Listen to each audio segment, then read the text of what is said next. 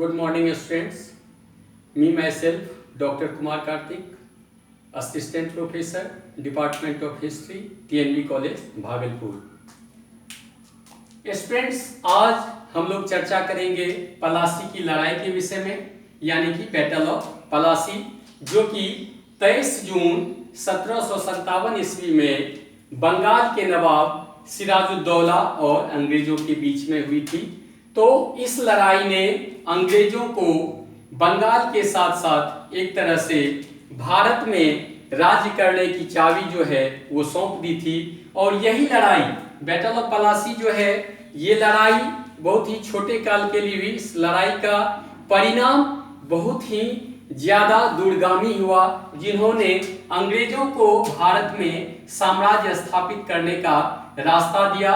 और इसी पलासी की लड़ाई ने अंग्रेजों के लिए यहाँ के साम्राज्यवादी नीति को विस्तृत करने के लिए उसका अंग्रेजों का रास्ता प्रशस्त किया। जैसा कि आप लोग जानते हैं कि 31 दिसंबर 1600 ईस्वी में अंग्रेजों ने एलिजाबेथ प्रथम, उस समय में इंग्लैंड की रानी थी एलिजाबेथ प्रथम, और उन्हीं की अनुमति से 31 दिसंबर 1600 ईस्वी यानी कि 31 दिसंबर 1600 ईस्वी को अंग्रेजों ने एक कंपनी की स्थापना की थी, जिसका कि नाम आप लोग जानते हैं, ईस्ट इंडिया कंपनी, जो कि एलिजाबेथ प्रथम उस समय में इंग्लैंड की रानी थी। और उन्हीं के काल में 31 दिसंबर 1600 ईस्वी को ईस्ट इंडिया कंपनी की स्थापना हुई। और ईस्ट इंडिया कंपनी को शुरू में 15 वर्षों के लिए ये किया गया, बिजनेस का राइट दिया गया था कि ईस्ट इंडिया कंपनी पूर्वी देशों के साथ 15 वर्षों के लिए व्यापार की अनुमति लेकर के बिजनेस करने के लिए चला, कि 15 वर्षों के लिए उन्हें ईस्ट इंडिया कंपनी को पूर्वी देशों के साथ व्यापार करने की अनुमति मिली। धीरे धीरे उसमें ईस्ट इंडिया कंपनी में शुरू में 217 साझेदार थे। ईस्ट इंडिया कंपनी की जब स्थापना हुई थी तो उस समय में उसके साझेदारों की संख्या 217 थी। और धीरे धीरे उन्होंने व्यापार करते हुए, उनका जो ध्येय था वो शुरू में स्पष्ट नहीं था, वो शुरू में एक बिजनेस टीम की तरह थे, लेकिन धीरे धीरे उनकी मंशा बदलती गई। और किस प्रकार उन्होंने भारत को अपना उपनिवेश बनाया और भारत में अपना साम्राज्य विस्तृत किया, उसके बारे में हम जानेंगे इसी पलासी की लड़ाई से, जो कि पलासी की लड़ाई 23 जून 23 जून 1757 को मुर्शिदाबाद के दक्षिण में 22 मील दूर नदिया जिले में गंगा के किनारे पलासी नामक गांव है, जहां पर कि ये पलासी की लड़ाई हुई थी। और इसमें दो टीम, एक तरफ तो बंगाल के नवाब सिराजुद्दौला और दूसरी ओर अंग्रेजों की सेना थी। और अंग्रेजों ने षड्यंत्र के साथ बहुत ही चालाकी से, धूर्ततापूर्ण ढंग से सिराजुद्दौला को पराजित किया और बंगाल की शक्ति को अपने अधीन किया। इसके बाद इस युद्ध में जब सिराजुद्दौला की हार होती है, उसके बाद मीर जाफर को नवाब बनाया जाता है। और धीरे धीरे अंग्रेजों ने अपने पांव जमाए बंगाल में, और बंगाल के बिजनेस से उसे इतना प्रॉफिट हुआ कि उसे बाद में इंग्लैंड से धन मंगाने की आवश्यकता नहीं रही। और इंग्लैंड से धन की जब आवश्यकता नहीं रही तो वो बंगाल के ही धन से, बंगाल से व्यापार से और गलत तरीके से जो धन का उपार्जन करने लगे अंग्रेज, और उससे उन्होंने भारत के व्यापार को और चीन के व्यापार को नियंत्रित किया। और फिर धीरे धीरे इसी धन से उन्होंने अपनी सैनिक शक्ति को भी सुदृढ़ किया, और इसी सैनिक शक्ति का उपयोग उन्होंने फ्रांसीसी सेना को पराजित करने में लगाया। तो जबकि बंगाल की स्थिति अंग्रेजों ने अपने अनुकूल करने के बाद धीरे धीरे उसका ध्यान इंडिया के अन्य राज्यों पर भी गया। और इस प्रकार अंग्रेजों ने देखा कि यहाँ के जो शासक हैं, यहाँ के जो राजा हैं, यहाँ के जिन राजाओं की कमजोरी उन्हें दिखी, उस राज्य को उन्होंने हरपा और धीरे धीरे उन्होंने भारत को अपने साम्राज्य के अधीन किया। तो जिस समय में ईस्ट इंडिया कंपनी आई, और जैसा कि आप लोगों को पता है कि 1608 ईस्वी में कैप्टन हॉकिंस जहांगीर के दरबार में आया था व्यापार की अनुमति को लेकर के कि यहाँ पर भी अंग्रेजों की कोठी स्थापित की जाए, लेकिन जहांगीर की तरफ से आश्वासन न मिलने पर फिर 1615 ईस्वी में थॉमस रो आया और थॉमस रो के समय में जब कुछ सुविधाएं मिलने लगी जहांगीर के द्वारा, और उसके बाद धीरे धीरे अंग्रेजों ने यहाँ पर भारत में बंगाल के एरिया में भी कोठी बनाना शुरू किया और सर्वप्रथम बंगाल में प्रथम कोठी 1651 ईस्वी में हुगली में अंग्रेजों ने बंगाल में अपनी प्रथम कोठी 1651 ईस्वी में हुगली में स्थापित की है और अनुमति दिया गया था सूबेदार शाह शुजा की ओर से। उस समय में शाह शुजा जो कि शाहजहां का पुत्र था, उन्होंने अनुमति दी थी और उसी की अनुमति से 1651 ईस्वी में अंग्रेजों ने हुगली में अपनी प्रथम कोठी बंगाल राज्य में, और उस समय में बंगाल में सोरे, रेशम और चीनी का व्यापार प्रधान था। सोरे, रेशम और चीनी का व्यापार प्रधान था और यही चीज बंगाल से निर्यात भी की जाती थी, जिससे कि अंग्रेजों को काफी धन प्राप्त होता था। उसके बाद 1651 ईस्वी के बाद हम आते हैं 1658 ईस्वी में 1658, जबकि औरंगजेब ने मीर जुमला को बंगाल का सूबेदार बनाया। औरंगजेब ने इसके बाद शाह शुजा के बाद मीर जुमला को बंगाल का सूबेदार बनाया, जो कि सूबेदार बनते ही उन्होंने अंग्रेजी कंपनी पर, अंग्रेजी व्यापारियों पर प्रतिबंध लगाया, कठोर प्रतिबंध लगाया, और यह प्रतिबंध 1658 ईस्वी से 1663 ईस्वी तक जारी रहा, 1658 टू 1663। इस पीरियड तक मीर जुमला ने अंग्रेजी व्यापारियों पर कठोर प्रतिबंध लगाया, जिस कारण अंग्रेजी व्यापारियों को, अंग्रेजी कंपनी को, ईस्ट इंडिया कंपनी को काफी परेशानियों का सामना करना पड़ा। उसके बाद फिर 1698 में 1698 ईस्वी में अजीम उस्सान बना सूबेदार, और अजीम उस्सान के द्वारा 3 क्षेत्र सुल्तानती, कालीघाट और गोविंदपुर की जमींदारी अंग्रेजी कंपनी को दी गई।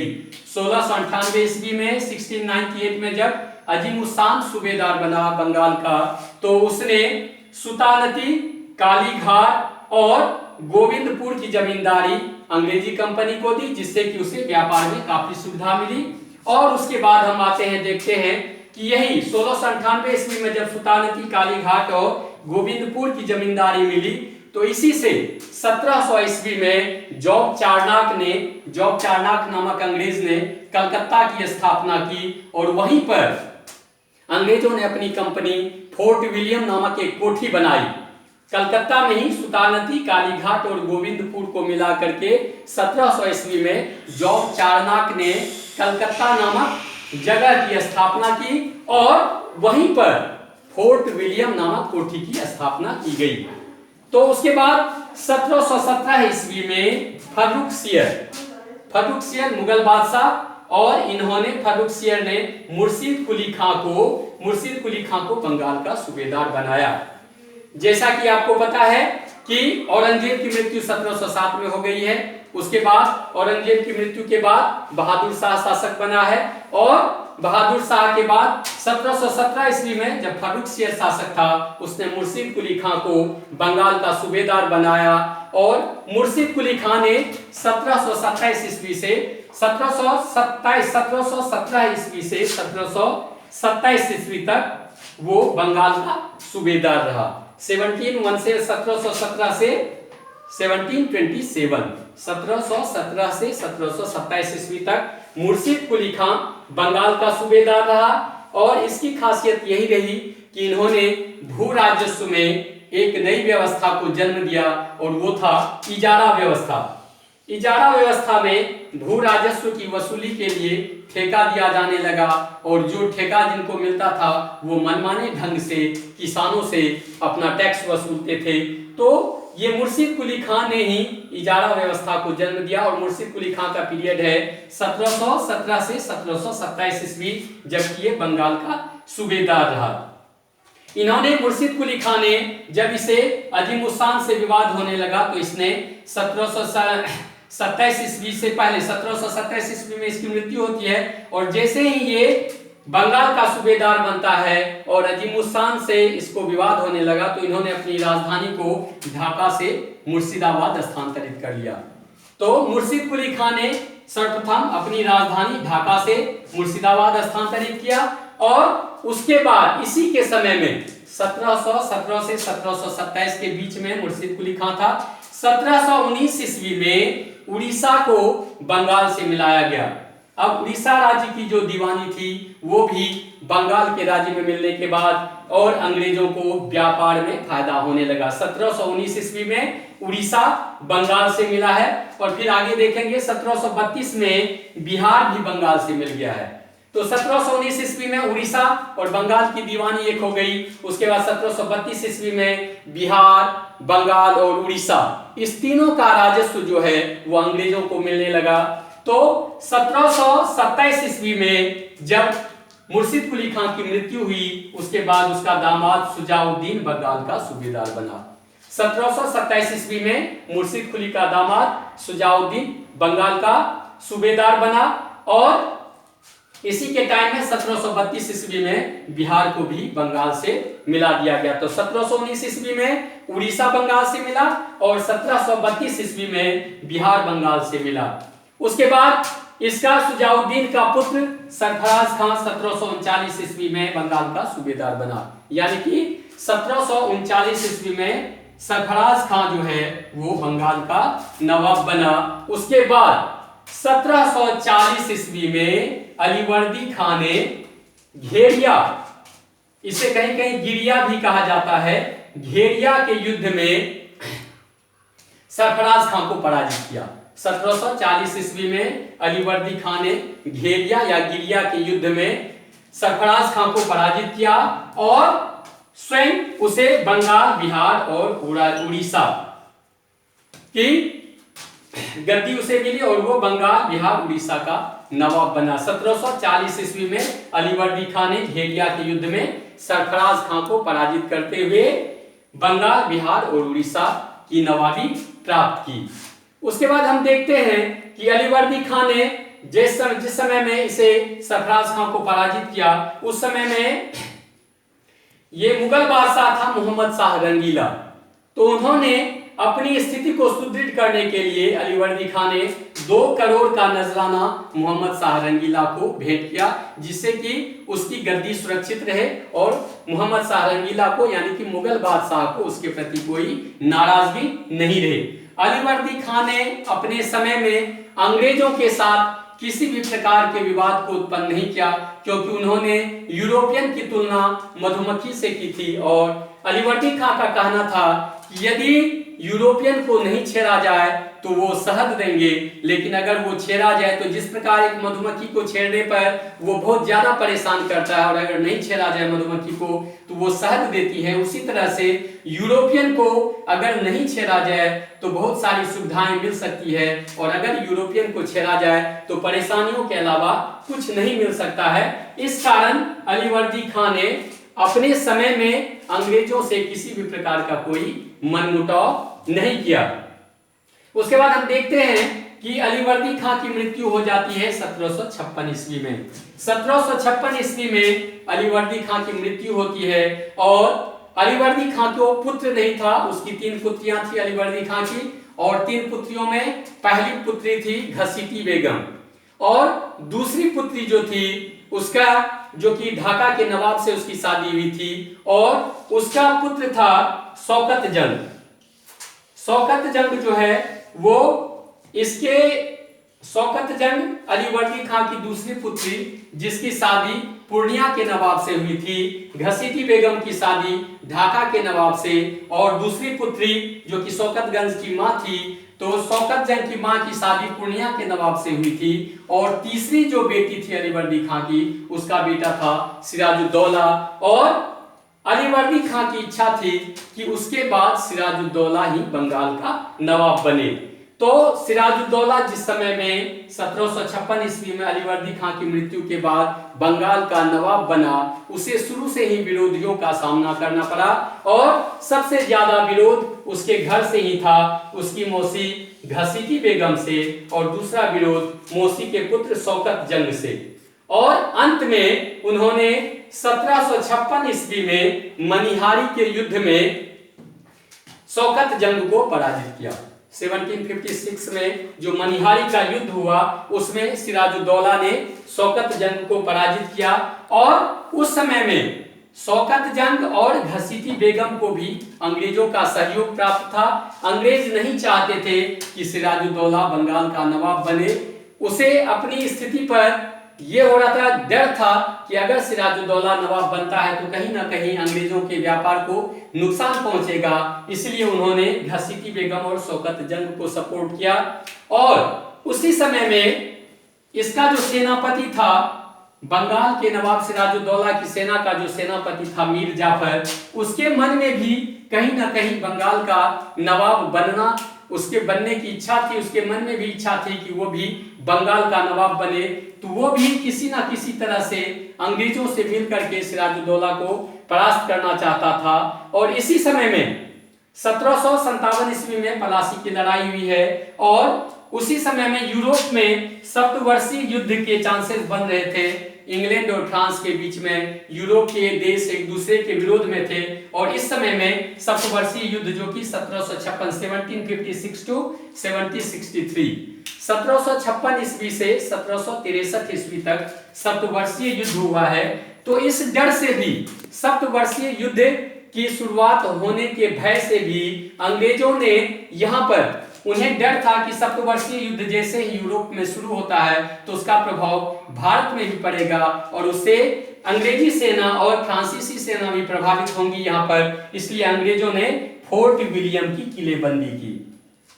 तो पहला था कि उन्होंने फोर्ट विलियम की किलेबंदी कर ली थी अंग्रेजों ने, और दूसरा था कि जिस समय में सिराजुद्दौला का राज्याभिषेक हुआ तो उस समय में अंग्रेज उसके दरबार में हाजिर नहीं हुए, क्योंकि अंग्रेजों का सपोर्ट जो था वो घसीटी बेगम और शौकत जंग के साथ था। तो वो नहीं चाहता था कि सिराजुद्दौला बंगाल का नवाब बने। इसलिए जिस समय में सिराजुद्दौला का राज्याभिषेक हो रहा था उस समय में अंग्रेज उसके दरबार में हाजिर नहीं हुए। और पहला तो हुआ कि फोर्ट विलियम की किलेबंदी की गई और उसके दरबार में हाजिर नहीं हुआ।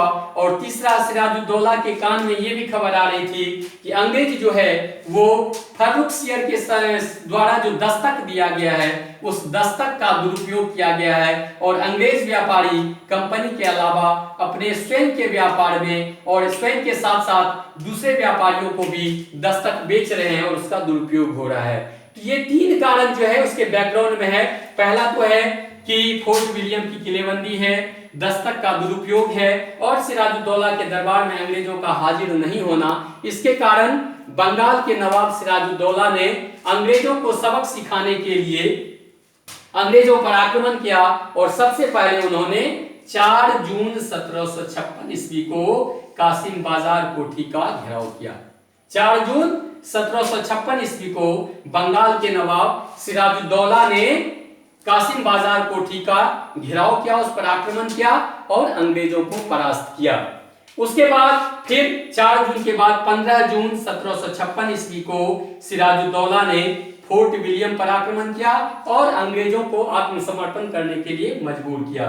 तो पहला है 4 जून 1756 कासिम बाजार कोठी पर आक्रमण और अंग्रेजों को पराजित करना। उसके बाद है 15 जून 1756 फोर्ट विलियम पर आक्रमण करना और अंग्रेजों को आत्मसमर्पण करने के लिए मजबूर करना। और यहीं पर एक घटना है ब्लैक होल ट्रेजेडी जिसे कहा जाता है, ब्लैक होल इवेंट भी कहा जाता है। और इस संदर्भ में 20 जून हॉलवेल नामक एक अंग्रेज था जिसके दिमाग की उपज, कुछ इतिहासकारों के अनुसार ये ब्लैक होल ट्रेजेडी या ब्लैक होल इवेंट जो है, काली कोठरी की घटना, वो अंग्रेजों के दिमाग की, हॉलवेल के दिमाग की उपज है और उन्होंने जानबूझकर इस घटना का दुष्प्रचार किया जिससे कि अंग्रेजी सेना बंगाल के नवाब सिराजुद्दौला को सबक सिखा सके।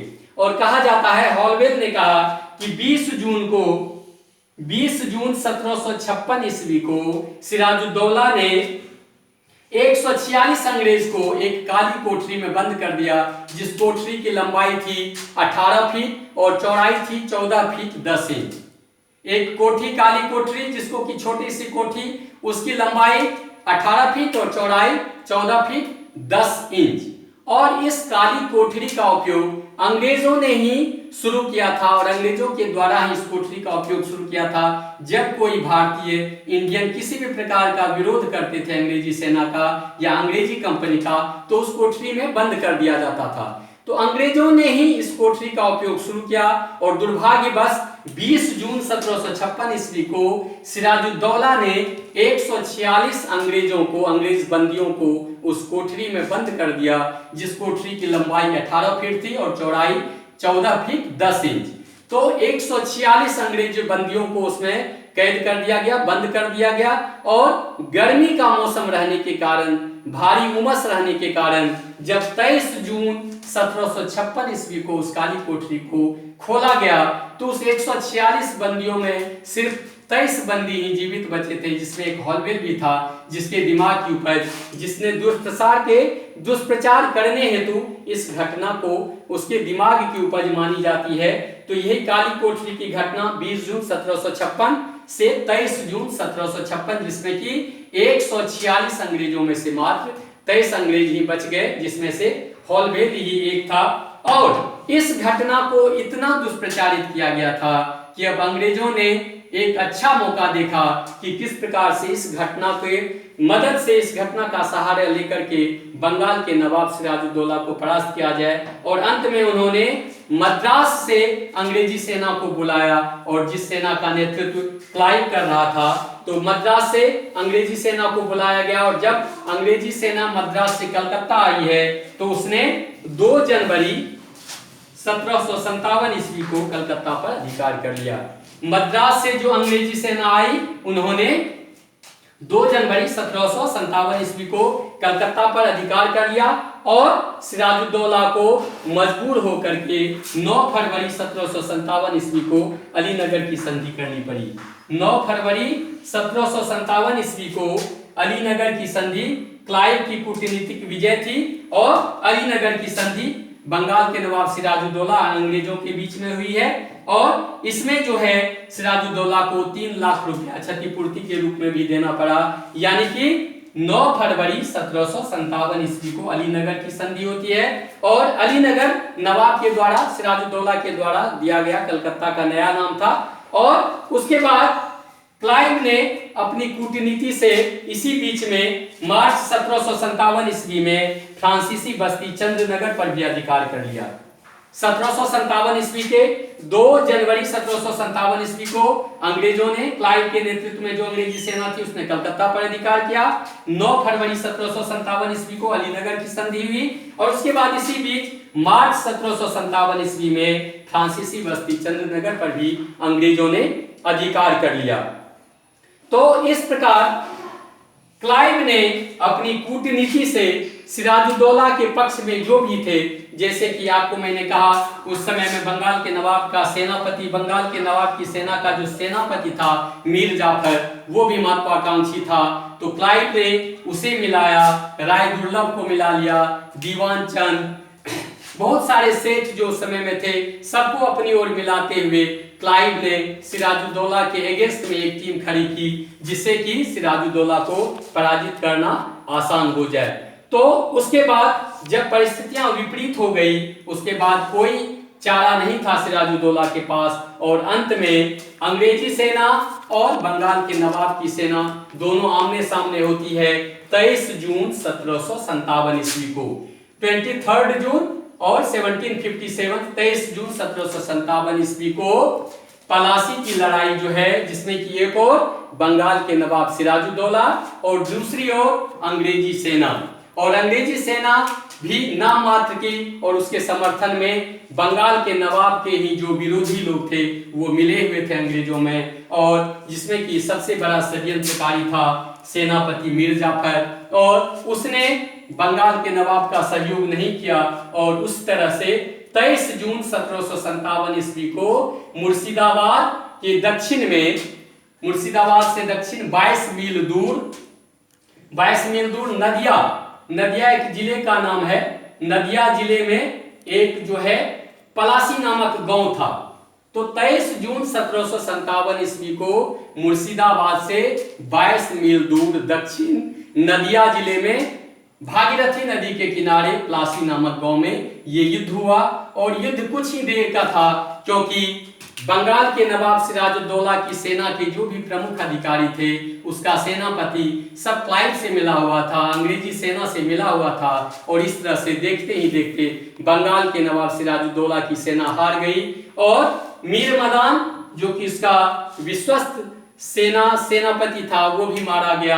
मीर मदान और मोहनलाल दोनों उसके विश्वस्त थे, जबकि मीर जाफर उसका विरोधी था, और इस तरह से देखते ही देखते पलासी की लड़ाई में अंग्रेजों की विजय हुई और सिराजुद्दौला पराजित हुआ। तो सबसे बड़ी बात है कि पलासी की लड़ाई कुछ ही देर की लड़ाई थी। देखने में ये लड़ाई कोई महत्वपूर्ण नहीं है, एक छोटी मोटी लड़ाई है, लेकिन इसका परिणाम काफी भयंकर हुआ। पलासी की लड़ाई में जीत जब मिली अंग्रेजों को तो बहुत सारा धन भी मिला, और उसके बाद जब मीर जाफर को नवाब बनाया गया तो वो भी नवाब अंग्रेजों की कठपुतली था, वो अंग्रेजों के इशारे पर चलने वाला नवाब था। उसने अपना मीर जाफर जब बना नवाब, उसके बाद अंग्रेजों ने आर्थिक और नैतिक शोषण करना शुरू किया। उस समय में मीर जाफर के नवाब बनते ही उसने कंपनी को 1,17,00,000 रुपये का इनाम दिया और उसके कर्मचारियों को 12.5 लाख का इनाम दिया। क्लाइव को भी 2,24,000 रुपये का निजी भेंट मिला, और उसके साथ साथ 24 परगना की जमींदारी जो है वो अंग्रेजों को मिली। और धीरे धीरे उसके बाद जितने भी बंगाल में फ्रांसीसी बस्तियां थी, टोटल पर अंग्रेजों का अधिकार हो गया, और अंग्रेजी व्यापारियों को, अंग्रेज अधिकारियों को चुंगी से छूट दी गई, यानी कि व्यापार करने के संदर्भ में जो चुंगी लगती थी उसे भी छूट मिल गई। और धीरे धीरे अंग्रेजों ने बंगाल से भारतीयों का शोषण करना शुरू किया, बिजनेस करना शुरू किया, और आर्थिक और नैतिक रूप से भारतीयों का शोषण करना शुरू किया। तो जो पलासी की लड़ाई कुछ ही देर की लड़ाई थी, लेकिन इसका परिणाम काफी भयंकर हुआ। अंग्रेजों ने भारत के राज्यों से, यहाँ के राजाओं के फूट से फायदा उठाकर धीरे धीरे अपने पैर फैलाने शुरू किए, और जैसा कि आपको विदित है, बंगाल से ही, बंगाल के धन से अंग्रेजी कंपनी को इतना ज्यादा फायदा हुआ कि उन्होंने इंग्लैंड से फिर धन मंगाना छोड़ दिया, और इसी धन का उपयोग उन्होंने अपने निजी व्यापार करने में, दूसरे देश जैसे चीन के साथ व्यापार करने में इसी धन का उपयोग किया। अपनी सैनिक शक्ति को मजबूत करने में इसी धन का उपयोग किया, और इसी धन के उपयोग से उन्होंने अपनी सेना को मजबूत किया, जिससे कि वो फ्रांस की सेना को पराजित कर सका। और उसके बाद धीरे धीरे यहाँ से धन निष्कासन, ड्रेन ऑफ वेल्थ भी शुरू होता है, और यहीं के धन निष्कासन से फिर धीरे धीरे देखेंगे कि इस उपनिवेश से इंग्लैंड में इतना सारा धन जमा होने लगा कि फिर वहां पर औद्योगिक क्रांति होती है, और इंग्लैंड बढ़ता गया और भारत पिछड़ता गया।